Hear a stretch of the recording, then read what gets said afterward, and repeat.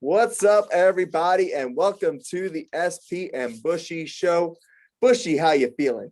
I'm feeling good. I got snow out here. Obviously, lovely spring weather here in Colorado, where it could be 60 or 70s one weekend, and it's probably going to be 30s and snowing this weekend. So I'm not really looking forward to the cold this weekend. Well, it feels like there's always some random weekend in April where it's always snowing or like just really cold. Yeah, it always feels that way, and I always hope that it happens when the Rockies are not at home, but we have to deal with it being at home this weekend. So I get to sit in the lovely cold. Well, enjoy that. I mean, you get to see a great team and the Colorado Rockies, so that'll be great. I know it's actually going to be a little bit refreshing to me.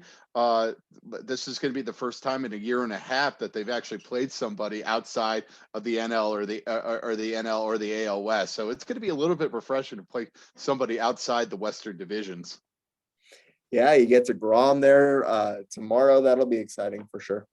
Yes, and Joey Lucchesi, which I posted it on Twitter today. He played for the San Diego Padres, and it just feels like every time we played the Padres, we were playing against them. So even if he's at a different team, he somehow still can't escape the Colorado Rockies.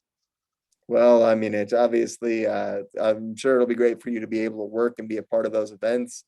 Obviously, let's start it off with some MLB. I mean, we are almost 2 weeks into the season. Is there anything jumping out to you, surprising, exciting that you're liking so far? Really the thing that's really kind of jumping out on me is probably the umpiring going on right now, and we actually I feel like they're under a microscope right now, and we saw it Sunday night with the Atlanta against Phillies game, where clearly the Phillies guy doesn't touch home plate, but somehow they still called them safe. So again, even after instant replay, they still have somehow called him safe, even though there's video evidence of him not touching the plate. I mean, it's just really a shame, and it's one of these, like, why have instant replay now? Like, it really is like a shame. And these umps, I mean their strike zones are just so off the key. It happened last night too with the Rockies against the Dodgers. I mean, this guy's strike zone was all over the place. Like, he was calling very inconsistent balls and strikes, and but Black got thrown out of the game complaining about it as well. So yeah, and this is why robots are probably going to be replacing them in 5 years. Yeah, and I mean that's kind of the thing that's surprising to me. First, it's almost like Al Riveron took over the reviewing for MLB because it's like, okay, no matter what happens, we're going to stand by our guys and how they called it on the field. And that's why the NFL's replay system has failed so miserably over the last few years too. And the challenging a pass interference rule, which was a good idea, got wasted because Al Riveron would, no matter what happens, stick with his guys. And if Major League Baseball does the same thing, that's also going to be a failure. And once again, if you're an umpire right now, like, you already know that they're talking about going to a robotic strike zone. They're talking about taking away your job. Like, you would think that that would cause you to up your game a little bit. And unfortunately, it hasn't. Like, these umpires have been pretty rough. No, and it seems like, yeah, when the microphone gets or the heat gets a little bit too, you see like these umpires are really kind of faltering a little bit. And yeah, it's really a shame because it's like, really, it was hard for him to make that call for the safe at the Atlanta game. I mean, it looked like, just regular TV cameras. It looked like he was safe until you actually see it and be like, oh wow, that he never touched the plate. And it's like, I know, and they always kind of defend like, oh, one camera angle looks like he touched the plate, and then one camera angle doesn't. But if it's like, if you have a clear, definitive look that he didn't touch the plate, you got to call him out. Yeah, once again, that's what the replay's for. And that's what the most important part of it is as an official, is getting it right. Yeah, that's all we want. We want the call to get it right. Like, if it goes against anybody's team, Mm-hmm. as long as they get the call right, they'll agree to it. It'll be like, okay, yes, Right. that's an out. Okay. And that's, I mean, that's what we like, that's the whole point of it, is we want the calls to be right. And that's what the officials should want too. We get that there's human error. We're not going to hold it against them if they make the wrong call. But the whole point of the system is so that we get it right. So let's make sure we get it right, as opposed to just standing by what the person on the field called. Exactly. We just want that. We just want the calls to be Oh, yeah. right. We want sunshine, happiness, and refs calls to actually be right and actually be held accountable. Hey, they messed up. This is why we have reviews. Absolutely. I've got to be honest. I mean, we got to look at some of those surprises, and that includes the Boston Red Sox, a team I didn't think was going to be very good, getting off to a really hot start. I mean, I think they're going to come back to earth at some point just because I don't think they have the pitching to go through the whole season like this. But they're off to a hot start. I don't see that continuing, but man, they're looking good right now. And the Royals leading the AL Central, another team that's kind of a surprise right now, looking good. Seattle leading out west. Like, you have some of these surprise teams atop these divisions right now. Exactly. And like you said before, it's early April. We should know it from experience of having these hot starts and then really kind of coming back to earth. Um, And yeah, so we'll just have to wait and see. Again, I predicted at our MLB preview that Boston, I think, was either going to have a really great season or a really terrible season. I don't think they'll come back to mediocrity, and maybe we'll see them maybe competing for the AL East crown as well. And yeah, the Royals are looking strong as well. We'll have to see. I'm very surprised too by Detroit. Detroit's actually playing really well the first couple of weeks of the season, and Houston actually had a good start to the season, but then they kind of trickled off a little bit. Yeah, they've kind of come. Yeah, they really have started really come down in a little bit, and then they had the problems with COVID just now. So that was a really surprising thing to see as well. And maybe they're. I know most of their losses have come from home, so I think they're maybe seeing the effects a little bit of the trash cans, or they're actually having fans in the stands. You Yeah, can't not being make able fun to of them. film what the other team does at home either. I know it really is a shocker that they yeah, I know that they're actually not playing really well at home when they can't film anybody and bang on a trash can. Exactly. I mean, kind of interesting. Like, they started off so hot and Oakland started off so terrible, and now those two teams have kind of evened out. Like, it's amazing right now how kind of everyone's evening out right now, it seems like. Yeah, my shocking team too has to be the Cincinnati Reds. I did not see this coming. They did lost Trevor Bauer in the free agency, and I thought the pitching staff should maybe take a little bit of a dive. But no, I mean, they've been hitting the ball very, very well. They really have been knocking around and everything. And I do love the flex that Nick Castellanos did a couple of weeks ago. With the flex. Mm-hmm. It's really starting a little skirmish there with the Cardinals. It was actually great. I loved it. It really was a payback for a pitcher that hit him. Yeah, I gotta be honest. I don't think he deserved to get suspended. Yeah, if the pitcher hits you and you come around to score on him, yeah, on him. I tell Yeah, you, he got a 2-game suspension for flexing. Really, that's what it right. did. Like he got a 2-game suspension for literally flexing on somebody. Like we do it I, all the time on people. I think it should. I don't think it should happen. I think he did not get justified, or I think the suspension wasn't justified. I think once again you got to let people have some fun in the game, and I think Castellanos, if you don't want him taunting, don't let him score. It's that simple. Yeah, don't. I thought it was one of these eye for an eye type of things. They should have Yeah, maybe just let it go and be like, oh, that's an eye for an eye type of thing. You hit him, he yeah, taunts you back. Guess what? Good luck. exactly. I mean, once again, then he shouldn't have hit him, and then shouldn't have let him score. He could have stopped both those things and didn't do it. He did it. It really is a shame. Really, I mean, I just don't understand like some of these suspensions. Really. I don't either. It seems definitely very uneven, which once again, you talk about the umpiring kind of being the same way. You want to see a little bit more even, like, even distribution of the penalties. Like, once again, if you're going to suspend Castellanos, then you should have suspended the Cardinals player that was involved in hitting him and kind of starting the whole thing, or your Yadier Molina for getting in his face. Yeah, those who should have those are people should have been suspended as well. But seems like he was the only culprit just because he flexed on somebody. Yeah, that doesn't make much sense to me. I Once just again, loved it. though, I that's loved it. I loved the taunting. It was great. Like I saw it.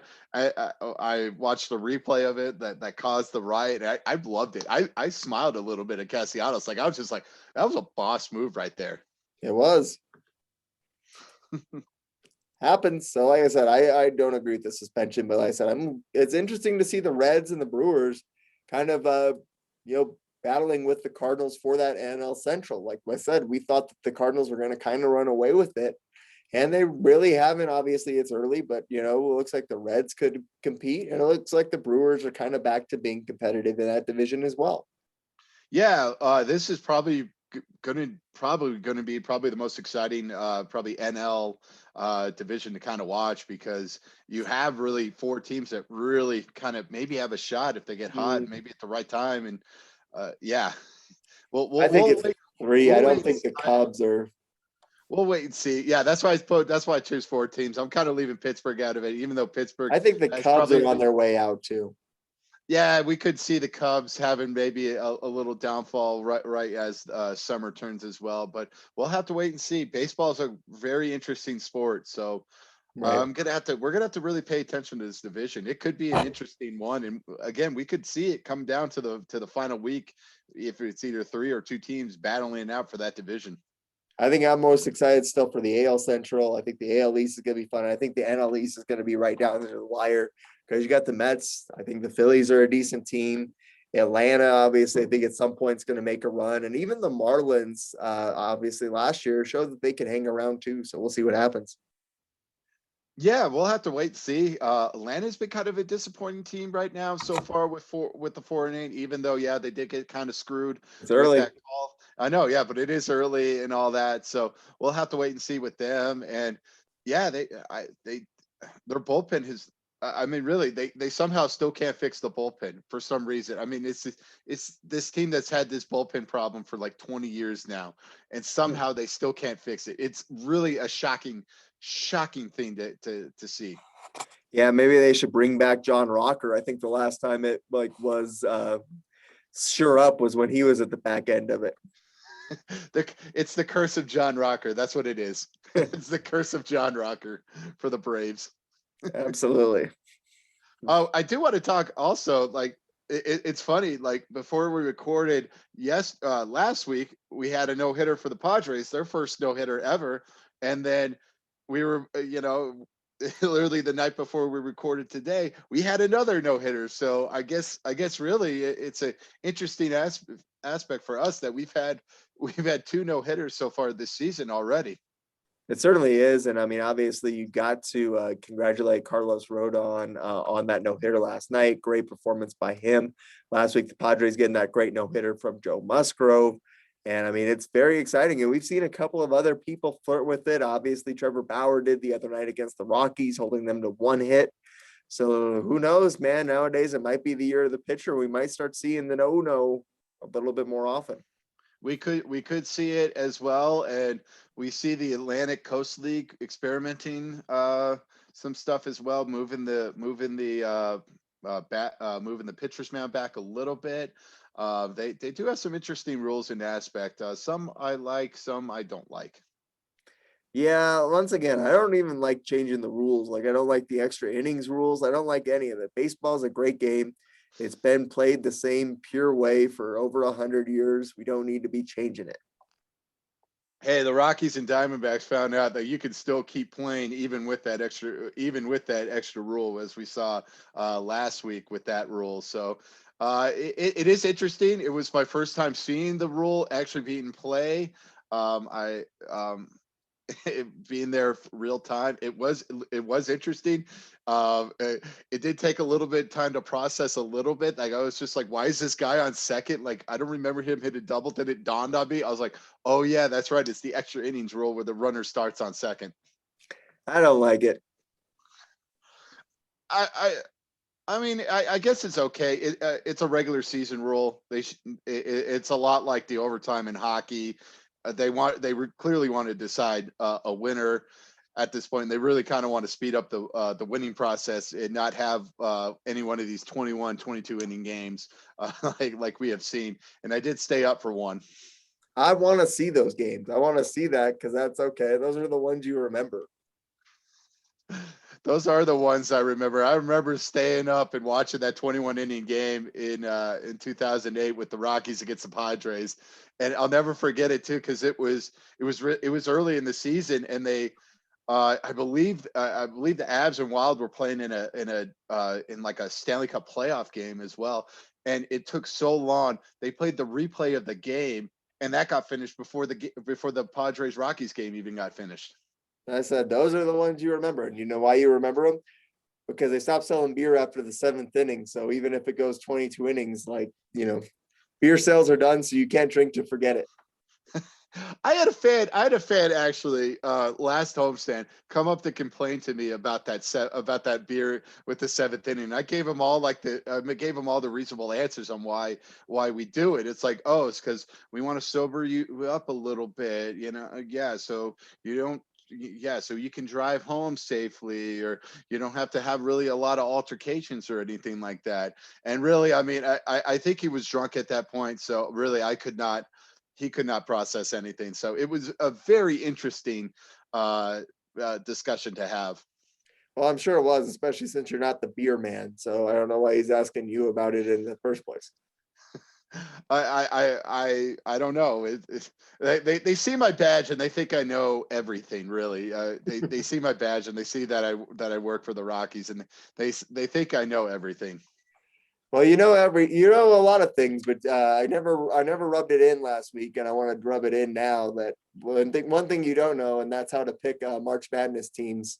I defeated you. Obviously, I didn't get the win in the bracket, but I did defeat you, which is still bragging rights for me. Yes, you beat me. I did contact our winner this past weekend. We'll definitely have a discussion with him. It's actually gonna be fun. He seems to be very excited to find that he's gonna be our first guest host. And yeah, so we're lucky to have Trevor, and it's gonna be fun being our first guest host with the SP and Bushy show. And yeah, you beat me. It was a bad.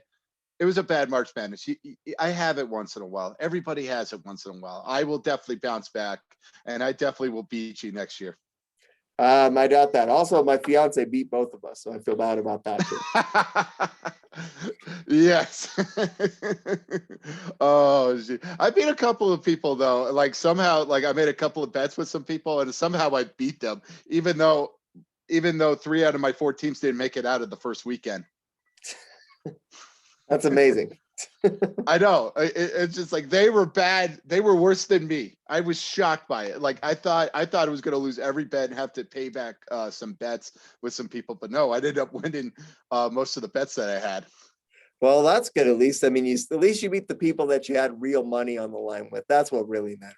Exactly. Yes. We really should have made a bet and having to drink that orange vanilla Coke. That should have been our punishment. Like I should have been able to drink that orange vanilla Coke if we had Yeah. made that bet. Oh, I don't even want to think about that, because then I have to think about how many times I saw that commercial during March Madness.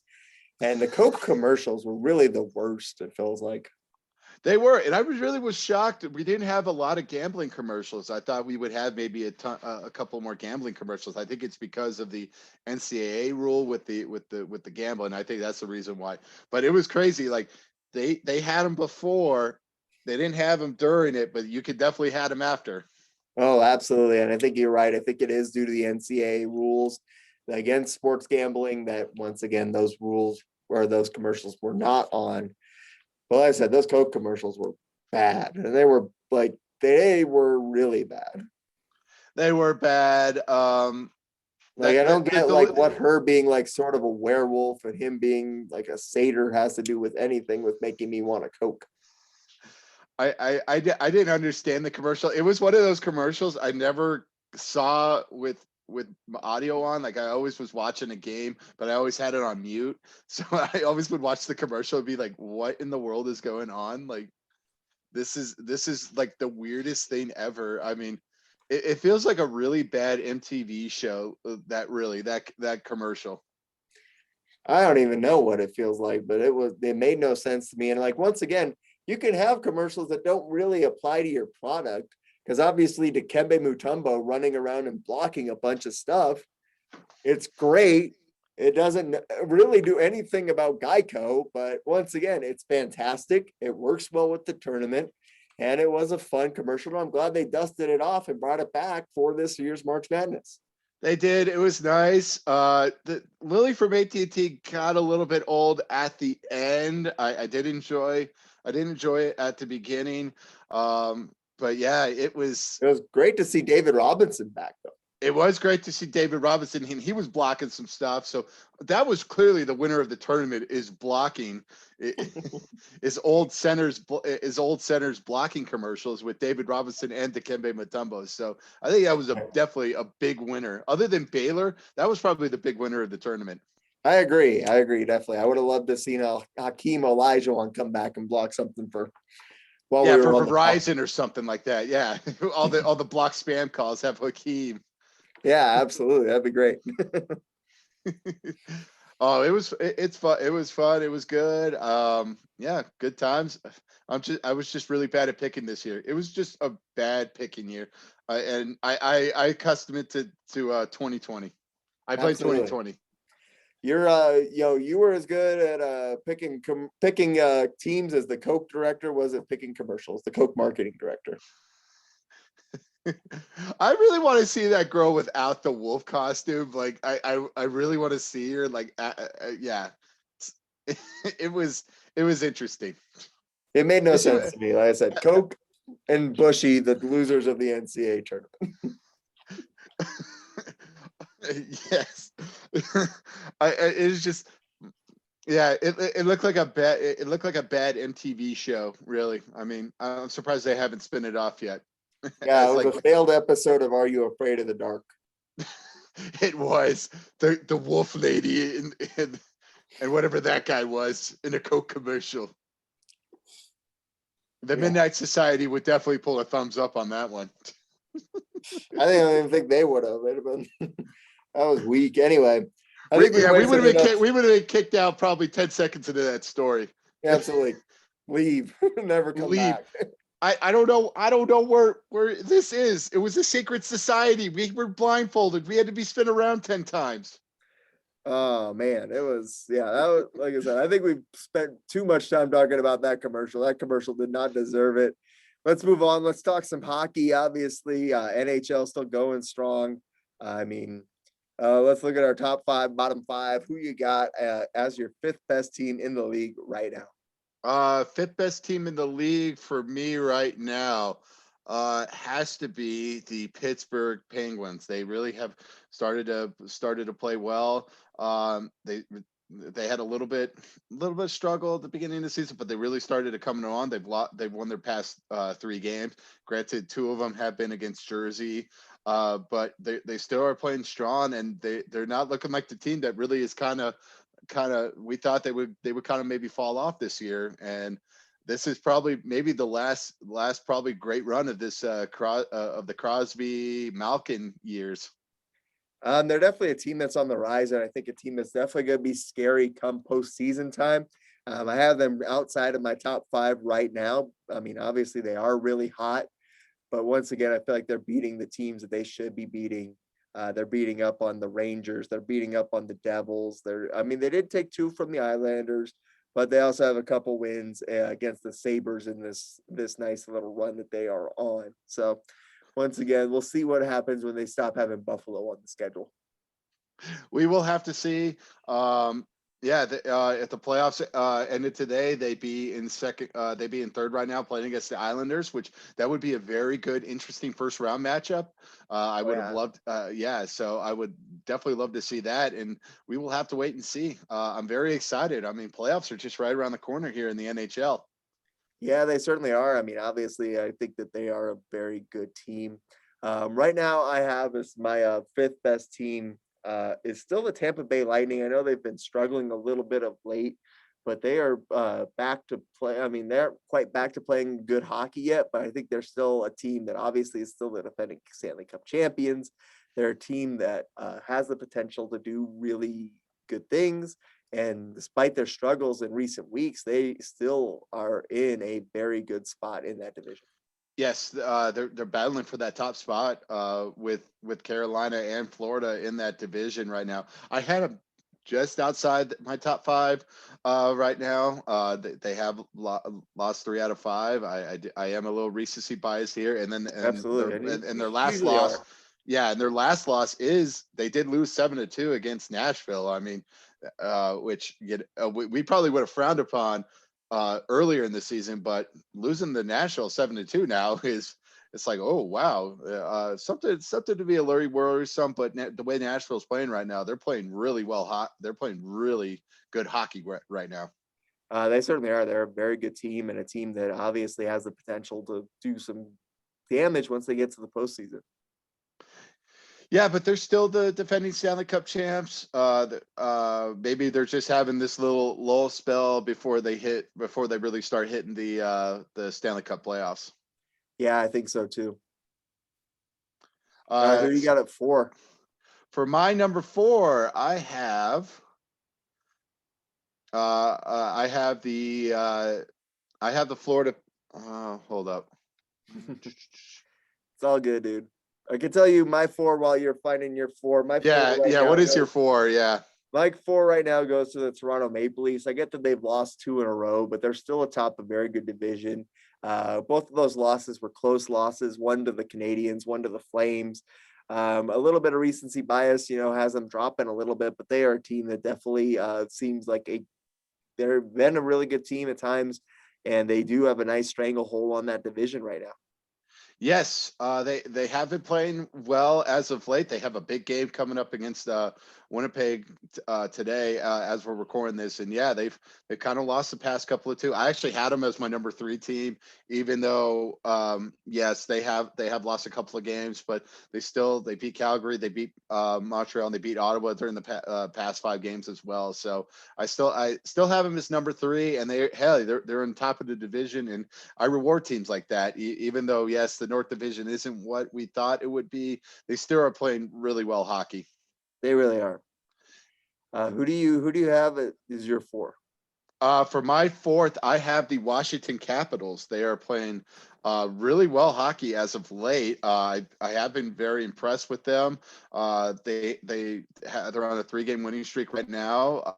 They beat Boston 8-1, which and then they beat Philadelphia 6-1. I mean, they really have been crushing teams as of late. And yeah, they're on top of that Eastern Division right now, and they're playing really well hockey, and they look like they're going to make maybe another run here at the playoffs as well. And who knows what this playoffs? Who knows what this playoffs?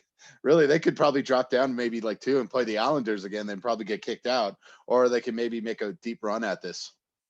I mean, they certainly could. Obviously, once again, they have one of the most dynamic players in the game in Ovechkin. They have Zdeno Chara, who's still running around. And they were actually my number 3 team. They're a team that's on the rise. Once again, it feels like they've been very good on the defensive end, except when they play the Islanders. They have a lot of trouble with the Islanders this season. But as long as they avoid the Islanders, they're a really good team. Oh yes, that seems to be the kryptonite because our former coach really knows him, so he knows him really well, and it's just like, okay, just take care of this guy or take care of that guy. Here's what they're going to run right now. So we'll have to wait and see. I mean, they do have Peter Laviolette, which he does tend to have really good success with runs the first part of his coaching tenure, but then it really starts dropping off, as you can see with Carolina, Philly, and with Nashville as well with his coaching experiences. So he does have a trend of being really good really early during his tenures, but then it really starts dropping off. And He certainly this could be the run that we talk about. This could be like what I talk about with Pittsburgh. This could be an end of this run with these Ovechkin teams, like that they have maybe 1 or 2 years left. I mean, we'll see. I mean, they've been playing good enough. We haven't seen the end in sight. They've been one of those consistent teams. So it'll be interesting to see how they stack up entering the playoffs. Yes, we will have to wait and see. They really have been they really have been playing well as of late, and we'll just have to wait and see with the Capitals. We don't know with their playoffs hijinks, and from what history has told us, their playoff record is really going to be bad. So I know they Really? had that. I know they won the Stanley Cup in 2018, but that's one of these weird anomaly years. And then they went back in 19 and 20. They really went back to being the same old Capitals that we know and love. Yep, absolutely. Well, obviously you already said that Toronto is your number 3 team. I said Washington was mine. Who do you got at 2? I'm going with the West. I'm going with the Vegas Golden Knights. They have been playing. Uh, they really have been playing really good hockey. They did lose to St. Louis though during that stretch, but then they really killed Arizona and LA in both of those rounds. I know they beat Arizona 1-0 or something like that, but they actually have been starting to score goals now, which is could be a cause for concern with these maybe when they play somebody come playoff time. I mean, they look like a really good team to have all season. They're my number 2 as well. They've won 4 in a row. Once again, it's against Arizona and LA, but you got to beat the teams you're supposed to beat. That's what they're doing. You talk about some of their scoring woes. I mean, they also are a very good defensive team. They've been shutting down teams. And I mean, right now, they're the only team in the league, actually outside of the Islanders, who's allowed less than 100 goals. They've allowed the least goals in the league. So they are a very good team on the defensive end. And so that makes you able to forgive some of their offensive struggles. Yeah, the only knock though with them is like if they do play like somebody like a St. Louis, like a Minnesota, like a Colorado in that Western Division, they really do tend to really kind of falter up a little bit. Like a lot of these teams can And really kind of they it really beat the kind of Blues 4 out of 5 in their last, like 4 out of the 5 last yeah, but time they played the Blues, they beat them. yeah, but it's like, but if they play like Minnesota as well, like Minnesota has beaten them and really gone toe to toe with them, which is the playoffs. Right. If the playoffs started today, would be an interesting first round. Like that would probably be one of the best first round matchups. Probably outside of probably Islanders Pittsburgh would probably be Vegas against Minnesota,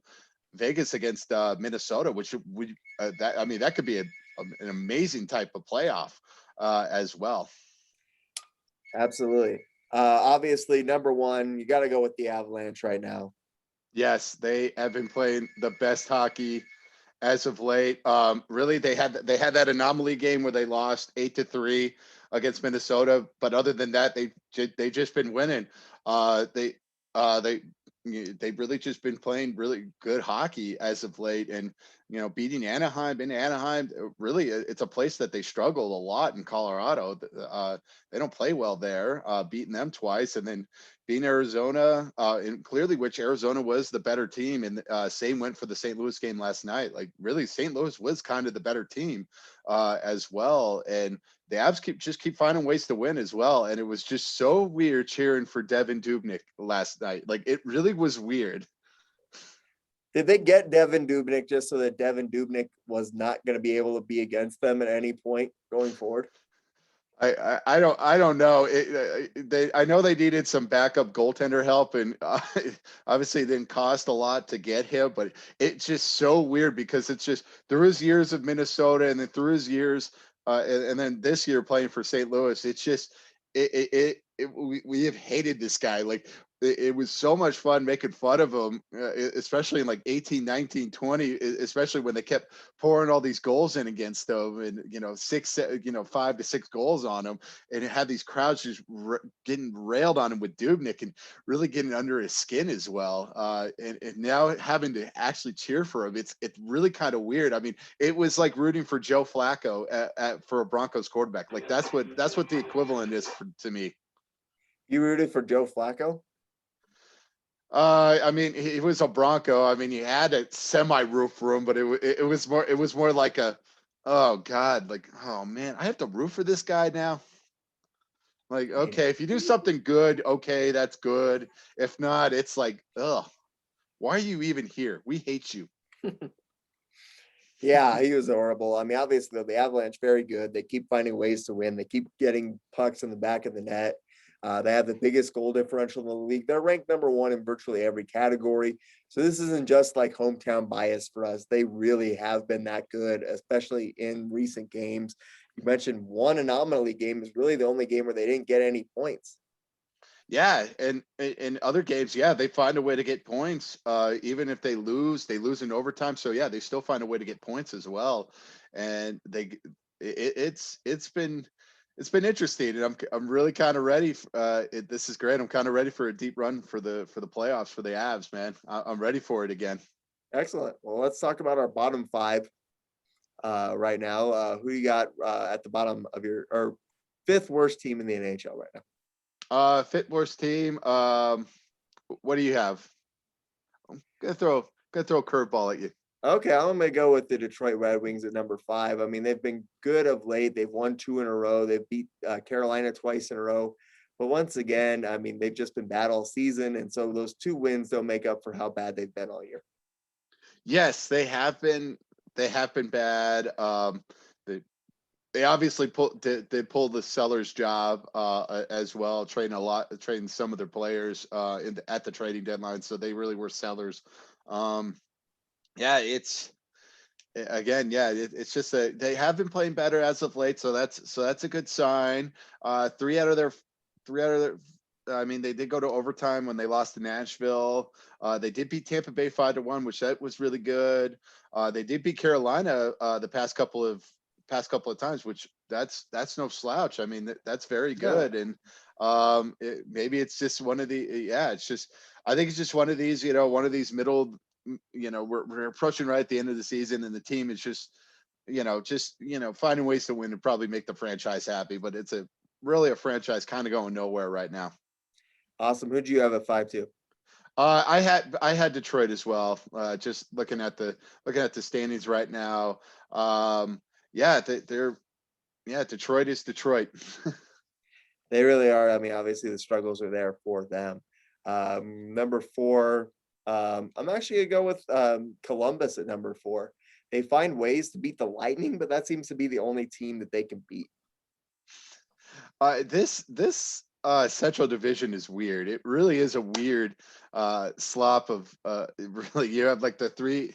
It really feels like you have like the three good teams, and then you have like these other three teams trying to find a space and trying to find a way to get these victories as well with Nashville, Chicago, and then it's like a revolving door between Columbus and Dallas as well. So it's just a very interesting division. It is. I have Columbus. I mean, Columbus has lost three in a row. They've only won twice in their last 10 games. They've been bad. And so because of that, I mean, I gotta have them as my fourth worst team. Yep. You're probably gonna hate my fourth. Yeah, who you got? I got the Vancouver Canucks. I know Why they would I haven't hate that? played. I know they haven't played in basically 3 weeks. I know they got really hit by this COVID variant as well. But they were losing. They lost 3 games before they actually did, and now they have this COVID thing, and still they got to finish the season with probably guys who are probably going to be very tired and they're probably going to have a real downfall at probably at the end of this year as well. So I got to put them in somehow. For some reason they can't find a way to get healthy from this COVID thing, and it's just really they had a this has probably been the most severe outbreak out of all the teams. At least Dallas had it. Dallas had it at the beginning of the year as well. Like, this is shocking that it's happened this late in the season. Yeah, I mean, I had them just outside, but once again, the COVID bug, like they are terrible. And because of it, like I said, them doing that has really just cost them, their fan base, and their team a real chance at this thing this year.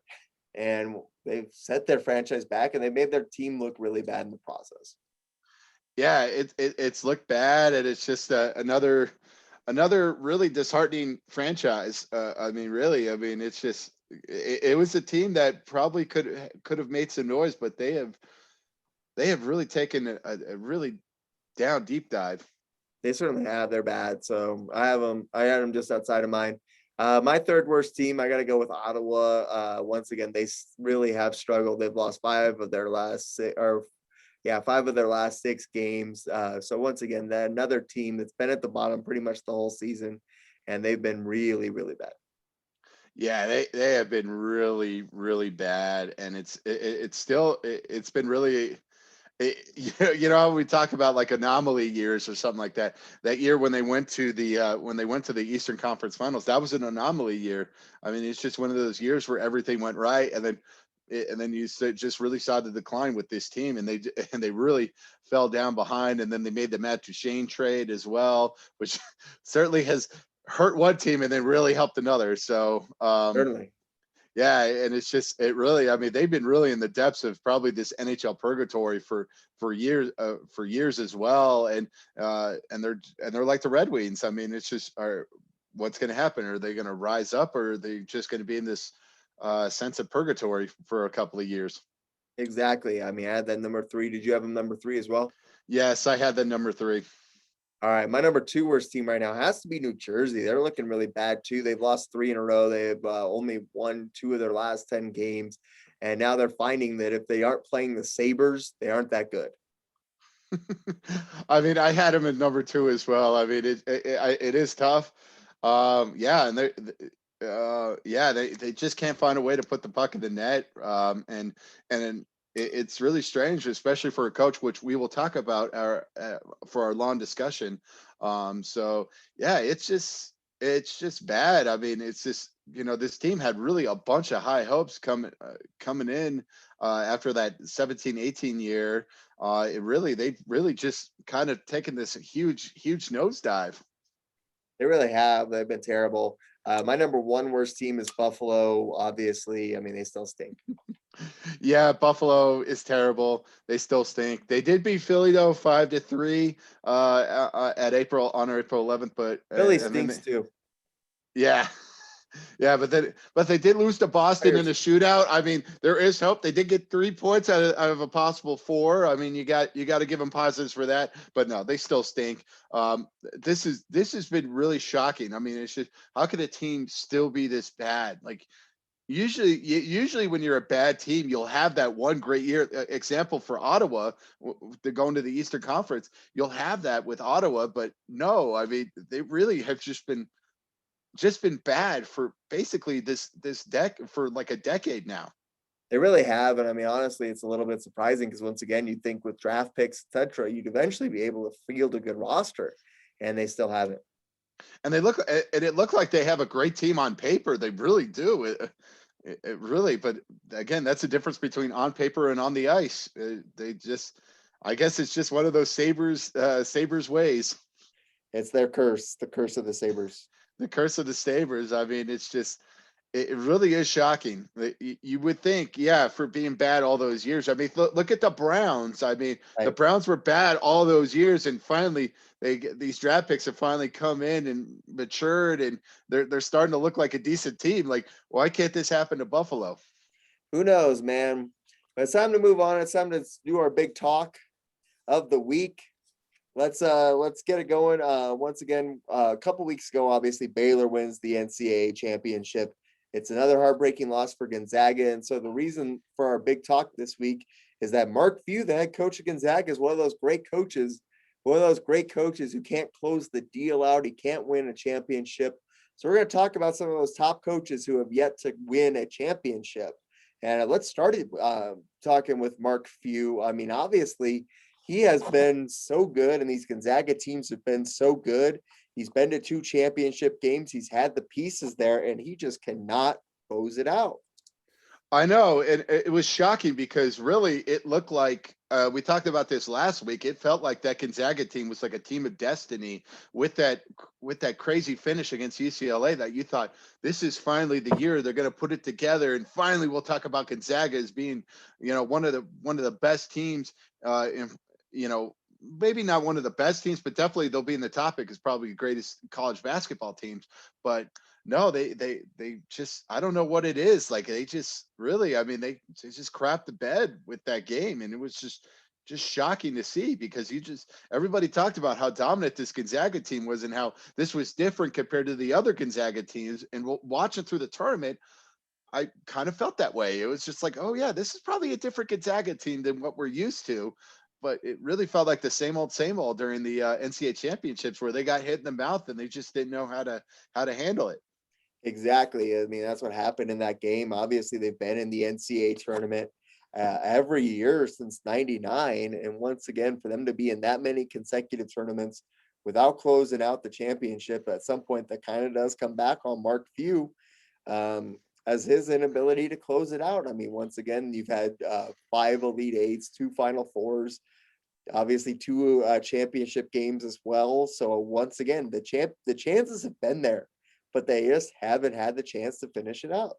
Yeah, and a lot of these Elite Eight, Final Four appearances have happened the past decade as well. So it's just, Right. he's really built this program to being really one of the dominant programs in college basketball, and just not finding a way to get that W. It's just, it really is shocking, because it's just, it really, they are good teams. They really are. They were very good teams. This is probably one of the, Right. probably one of, if not the best Gonzaga teams ever this year. And man, it's just really just strange that they just and they picked the worst time to have their worst game. Really, They really do. And once again, it just seems like they can't close it out. So Mark Few's going to make that list.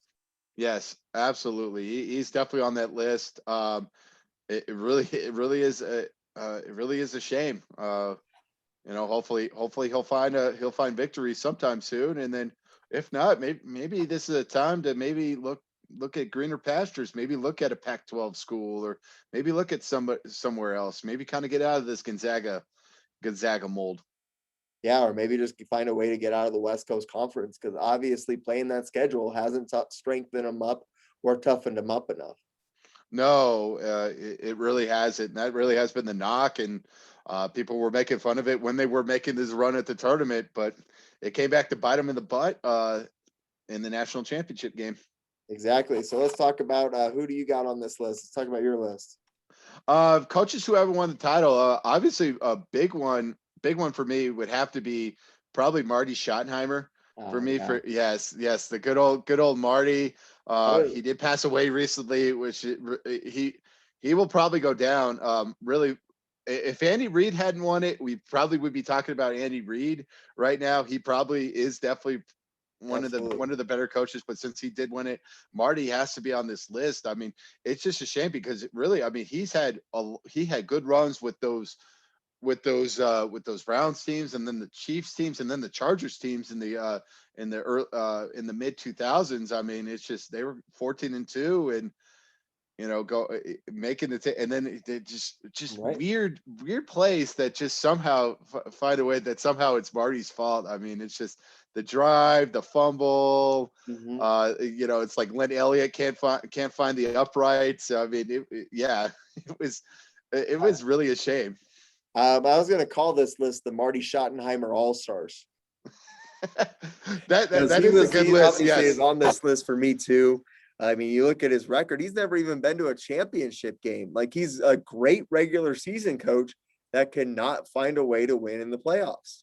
Yeah, and he was in several championship games as Yeah. well. And I know it. It's just he just couldn't find a way to get past Yeah. it. Whether it was whether it was Elway, or he had or those Buffalo Bill teams of the early '90s, or Right. again, I think his best chance probably could have been '95 to maybe make it to at least to the Super Bowl. But Mm-hmm. again, it goes back to Len Elliott not finding the uprights and can't kick a field goal to save his soul. I mean, if you look at it, man, like I said, he's got 9 division championships, and he had so many chances to make it, and he never did. Like, I know. once again, he would, even those teams would make some early exits. Like the 14-2 Chargers win the AFC West. They go out to New England in the AFC divisional championship game. Granted, New England's probably cheating, but once again, you also Were they have them going taping? out to Were the they Jets in taping? the wild card game 2 years before that. Yeah, and think about it too. In '97, they win the division, Right. but then they lose to the eventual Super Bowl champion Broncos as well. And then, yeah, it really is shocking, and just wow, like who would have thought it? And it's just, yeah, and it is a shame, yeah. But yeah, I agree. He is part of the He is. This is definitely a list dedicated to Marty Schottenheimer.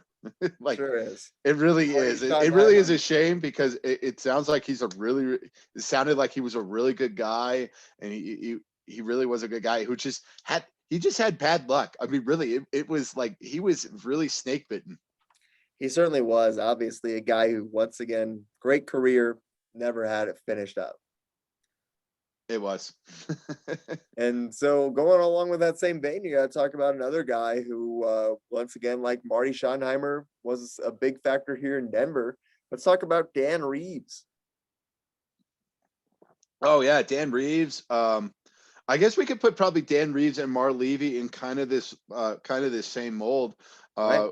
with this topic as well. You know, both reaching four Super Bowls, and both finding out a way to lose, and really Right. kind of having the Mark Few syndrome of really having probably one of their worst games at the Super Bowl. Yeah, absolutely. They really do. I mean, obviously, you look at the Dan Reeves teams, he's been to 4 Super Bowls and he hasn't been close to winning any of them. No, they were all like double digit losses at that time, and it's just probably his best one was probably against the Giants. Really Right. to kind of think about it, but yeah, I mean it's Or just maybe the like one against the Broncos when he was the head coach of the Falcons.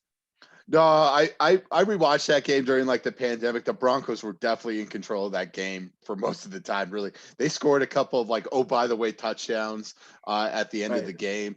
But yeah, I mean Denver was really in control of that game. I mean Denver really dominated Super Bowl 33.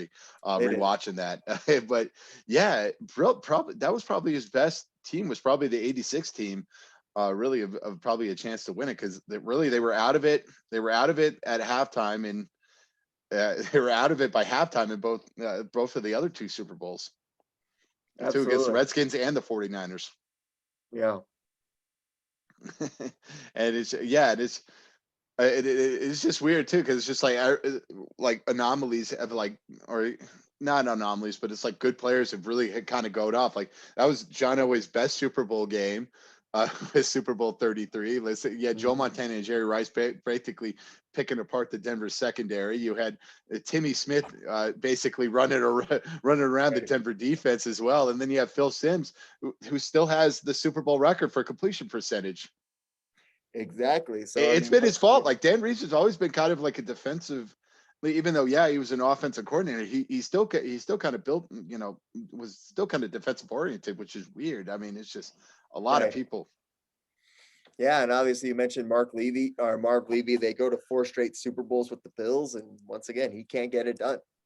I know, and it's just the first one was bad luck, losing to the field goal as well, and then they really got beaten handily the next 3 times. I mean, it really is Right. kind of a shame because he thought this team would really toughen up and they would find a way to be like, oh, we're used to this. We're used to this now. We're at the Super Bowl. But for some reason, I think watching that documentary on the Buffalo Bills, it seemed like they got tighter and tighter as each Super Bowl surpassed.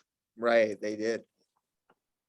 And it's just I don't understand. Like it's weird. Like usually when you've been there as much as Tom Brady is, Tom Brady treats it as though it's like another game.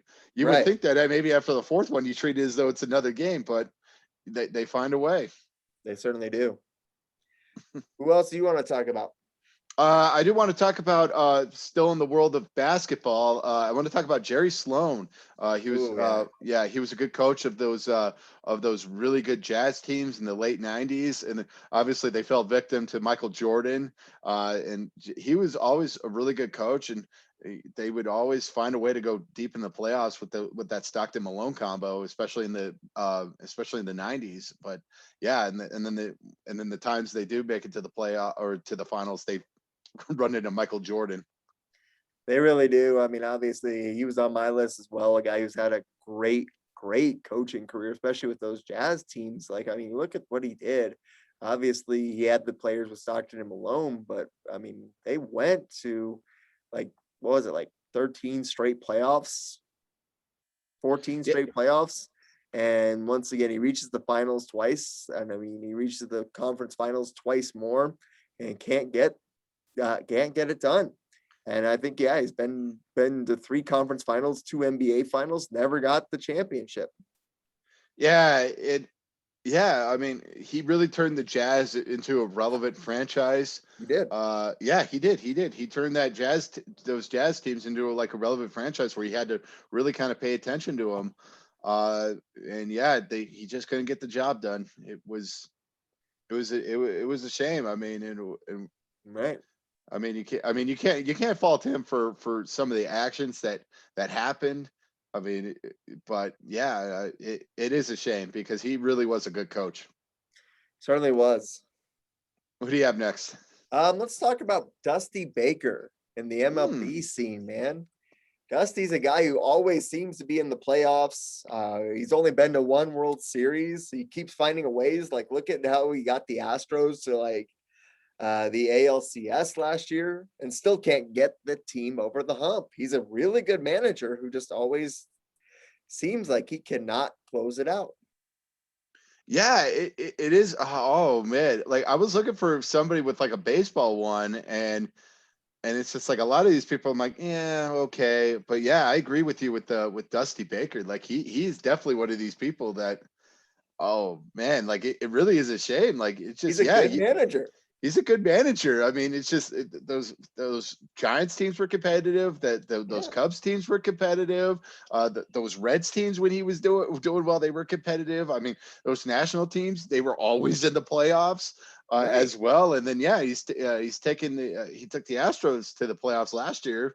And really, and they were down 0-3 too. Like I think people forget about that. They were down Right. 0-3. He almost came back from an 0-3 deficit to win the game or to win the series, but obviously it didn't avail. And yeah, and he's had some teams, and it's weird too because that Reds team, it was weird Right. because they remember those Red teams. They took the first two games in San Fran, and then Right. they lost the three home games. They couldn't win one game, so it was a shame too. And it's like he had a chance too to win it for the Cubs and take them to the World Series for the first time in a We all long know what time. happened And there with the Bartman act. yeah, and then Bartman happened as well, and then yeah, and he took the Giants and Angels to a game seven, which actually I think was a very underrated series. I think nobody really talks about. Um, yeah, I think that was a very underrated series that nobody really talks about anymore. And yeah, and he took them to a game seven, but unfortunately he lost. So Right. yeah, he's definitely a good manager. I would love for him to get him over the hump, but it just hasn't Yeah. happened yet. But if that happens, then you gotta also be rooting for like a whatchamacallit, a World Series win for the Oh Astros. yes, So that's tough yes, too. we would have to be rooting for the Astros. I know. He'd be the only person I would be happy for if the Astros do win the World Series. He'd be the only person. Yep. All right, who you got next? Next, I'm going to the world of hockey and Lindy Ruff. He was a really good coach. And it's just like it really is like a shame because he could have won it as an assistant coach in '96 with Florida, but unfortunately he ran into the those to that Avalanche team, and then he took to the Sabres to their only Cup Finals as well, and then they lost at a very controversial fashion as well, Right. and it's just like yeah, again a lot of bad luck with this guy as well when it comes to when it comes to stuff.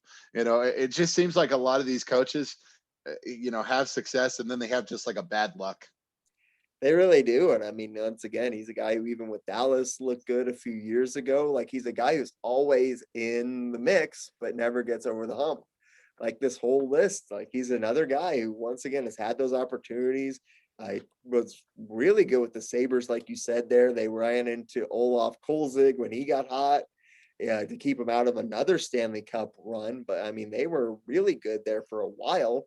And then he went to back conference finals in 05-06 and 06-07 before losing to Carolina and Ottawa. So once again, he was right there.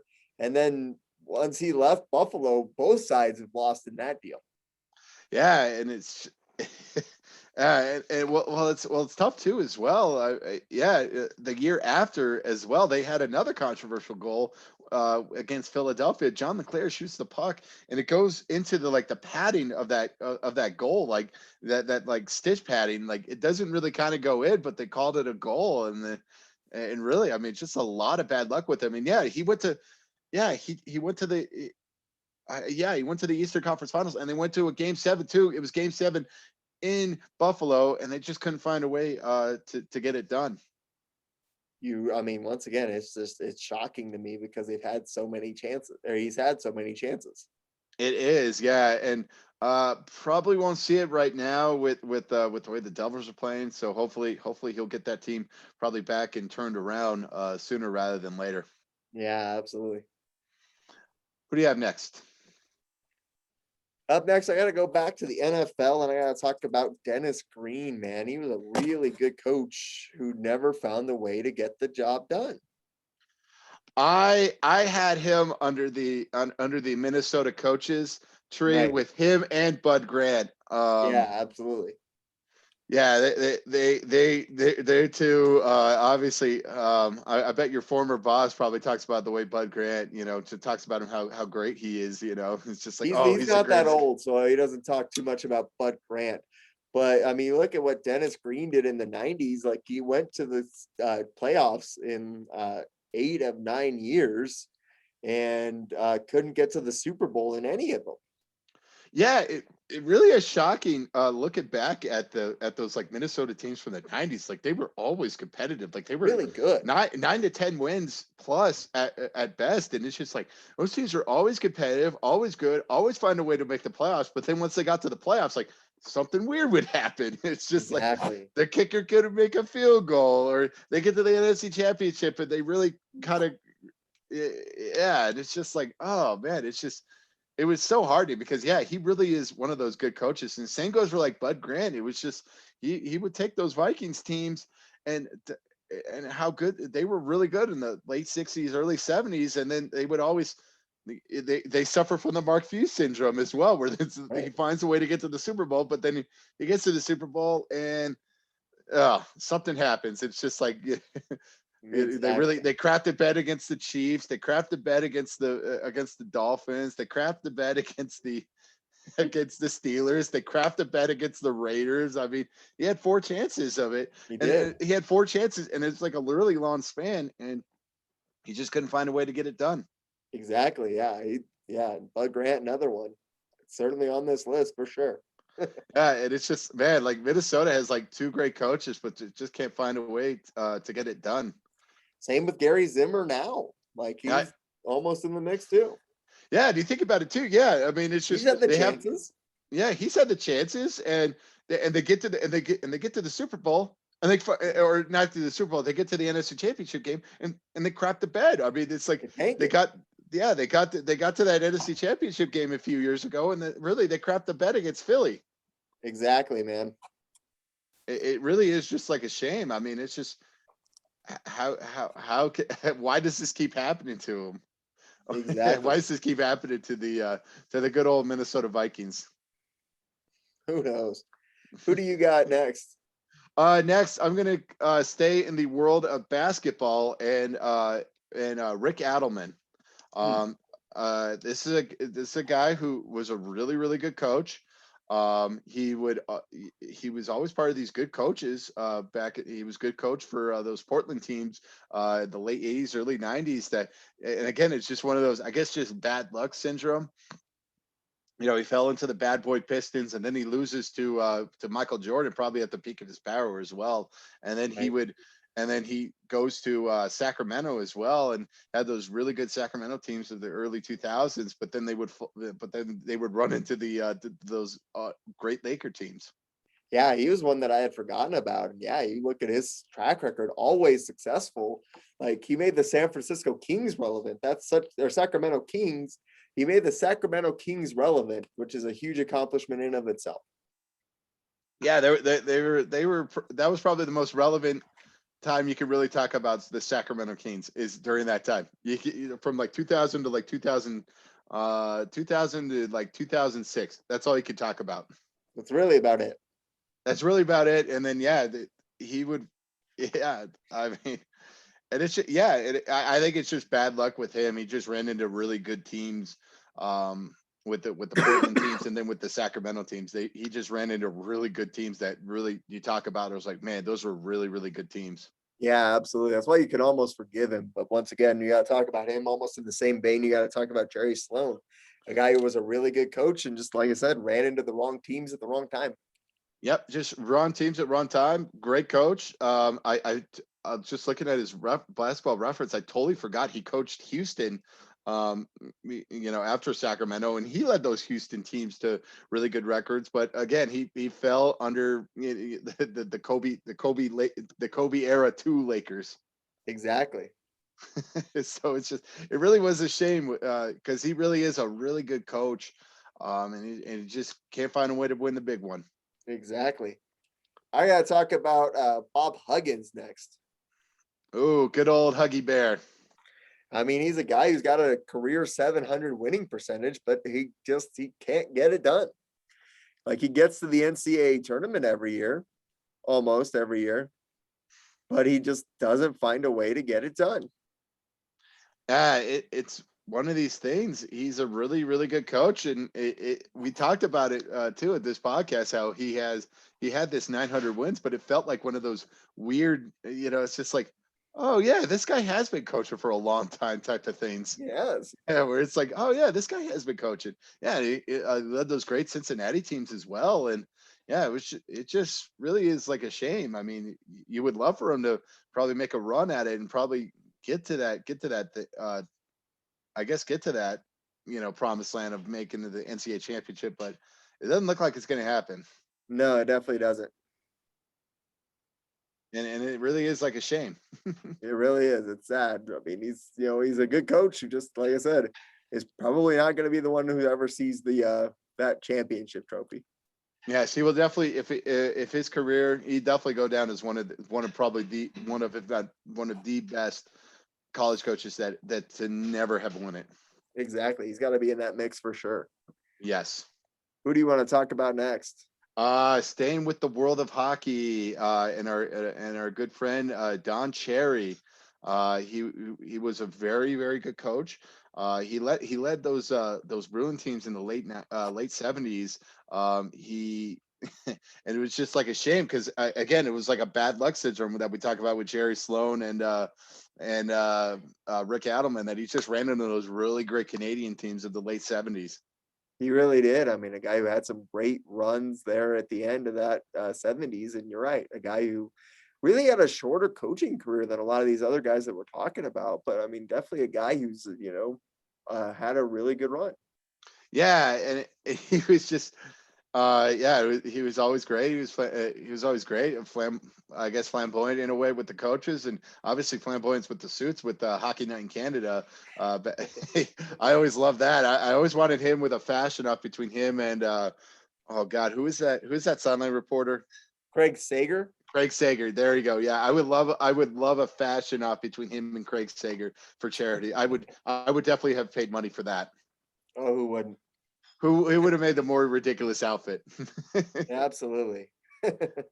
Yeah, a little bit shorter coaching career for him, but yeah, he was a great coach, and just it's one of those just wow, like, and you think about it too with hockey coaches. It's one of those things where it's just hockey coaches just have like a certain amount of time and then they're kind of gone. Right. Absolutely. I feel like it's a harder one to definitely stay in. That's for sure. It definitely is, but you do have like if you are good, you do have a revolving door, so you will find a way to get to maybe if you are a good coach, you'll find a way to get hired another time. But yeah, you just have like a revolving door. I mean, look at Peter DeBoer. I mean, it's just he had a good stretch with, and then he had one bad stretch, gets fired, and he has a good stretch with San Jose. Then he gets fired because he had a bad stretch, and now he's having the stretch with Vegas. And you watch Vegas, probably in the next couple of years, will have a bad stretch. Boom, he's fired. He's out the door. Exactly. You never know. Yeah. So yeah, you'll see it.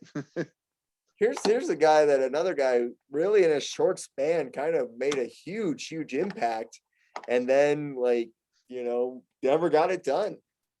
And I got to talk about Chip Kelly. Like, those Oregon teams of like 2009 to 2012, like they were in the mix for that national championship and they couldn't get it done. Yeah, I thought about that as well. There were definitely a couple of like college coaches that I thought of, and yeah, Chip Kelly is probably the first person that really comes to mind with me. And yeah, those Oregon teams really were They were so very, good. very good. Yeah, and they were, and you saw it too. And you saw it like the legacy of his teams. after as well when he left Philadelphia, because they did make to the first ever college football playoff national championship game. Right. Unfortunately, they lost. But he definitely was the blueprint of those teams that you saw. And yeah, it really was a shame. I mean, it's just he ran into that really good Auburn team with Cam Newton, and it was a close game too. I mean, it wasn't like they got like destroyed or anything. They just had Right. they had a little bit of bad luck where the guys didn't play till the whistle, and the guy ended up doing that. I mean, he made Gene Chizik look like a genius. I just like I think that's why I got to kind of write him off a little bit, because he made Gene Right. Chizik look amazing, and Gene Chizik is not a very good coach, Exactly, as we found out. as we found out. Yeah, but it really is a shame. Yeah, I mean, he did lead those really good Oregon teams to I guess probably their best run as well. Yeah, I mean, they've always been kind of in the mix, but they really haven't. Like, they've been outside. Right. They've been that like probably like 11 to probably 20 kind of mold with those teams. Right, exactly. Who do you got next? Um, Actually, I have done. Oh, cool. Well, I have one more guy that I'm going to talk All about right. then, and that was a guy who also made the Final Four in this year's NCAA tournament, and that's Mr. Kelvin Sampson. Kelvin Sampson, guy who's been to 2 Final Fours, had Oklahoma really relevant there from like 97 to 2006. I mean, he's a guy who once again wins 2/3 of his games, but just cannot get over the hump. Oh man, I totally forgot about him. Yes, he was a very, very good coach. I totally forgot he coached those Oklahoma teams. I do remember the Indiana, because that was really probably the last great Indiana run Right. that they had. And Indiana's really been relevancy for probably 10, 15 years now. So post Bobby Knight in that way, but he was he's been great. Really, Mhm. the only thing that's been kind of beating him up has been really the scandals with the NCAA as Right. well. And yeah, he took that Houston team. Uh, Really, I mean, he took them to the Final Four, and they were a really, really good team. It was just unfortunate for him that he ran into that really that Baylor team, which clearly we saw is probably Clearly. one of clearly was the best team of college basketball. Absolutely. I mean, obviously, but a guy who's definitely made some runs. And I'm also going to throw Bo Ryan in there for the old Wisconsin Badger teams. He was really good too. Yeah, I was thinking Bo Ryan too. Speaking with Wisconsin as well, Barry Alvarez, he was a very good coach. Oh, really good. Yeah, he was a very, very good coach. Yeah, and I was kind of thinking about him as well. And yeah, there've been a lot of good coaches. I mean, if there's a coach, please leave it on the comments section. Absolutely. Leave it on the comment section below. Be sure to go back and watch all of our other episodes. Thanks for watching this one. We hope you've had a great time watching it, and we'll see you next week. All right, see you. Peace.